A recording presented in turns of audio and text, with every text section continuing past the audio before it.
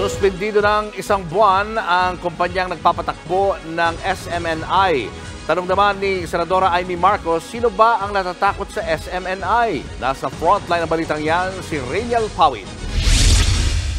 Pinatawan ng National Telecommunications Commission ng 30 araw na suspensyon ang Suarasug Media Corporation na nagpapatakbo sa Sunshine Media Network International o SMNI. Sa show cause order na inilabas ng NTC, pagtugon daw nila ito sa resolusyon ng Kamara na naghihimok sa ahensya na suspindihin ang operasyon ng kumpanya dahil ito sa umunoy paglabag ng SMNI sa probisyon ng kanilang prangkisa. Kabilang sa sakop ng tigil operasyon ay ang TV at radio broadcast ng SMNI. Sabi pa ng NTC, 3 probisyon daw ng kanilang legislative franchise ang nilabag ng istasyon.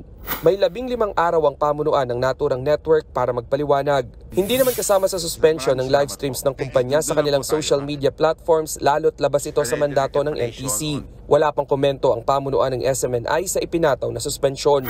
Umalma naman sa desisyon ng NTC si Senadora Amy Marcos. Sa kanyang pahayag, napatanong ang Senadora kung sino raw ang takot sa SMNI. Tanong pa nito, sino lang daw na media entity ang magtataguyod sa kalayaan ng pamamahayag. Kinwestiyon din ng Senadora ang aniyay hindi pagsunod ng NTC sa pagpapatupad ng due process at sa press freedom. Magdudulot din aniya ng pagkaparalisa at limitasyon sa malayang pamamahayag ang pagsuspindi sa SMNI. Sabi naman ng National Union of Journalists of the Philippines, ang suspension order sa NTC ay nagpapaalala sa pagtatangka noon ng nakaraang administrasyon na gamitin ang batas laban sa ilang media organization.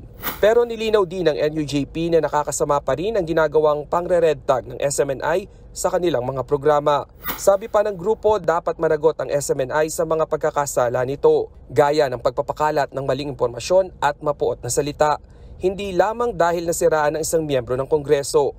Matatanda ang ginisa sa Kamara ang SMNI nitong Nobyembre dahil sa anilay fake news nila ng travel expenses di umano ni House Speaker Martin Romualdez. Pinuri naman ni House Committee on Legislative Franchises Chairman Gaston Bunting ang NTC sa pagsuspindi nito sa operasyon ng SMNI. Nangako rin ito na ipagpapatuloy nila ang anilay laban nila sa fake news.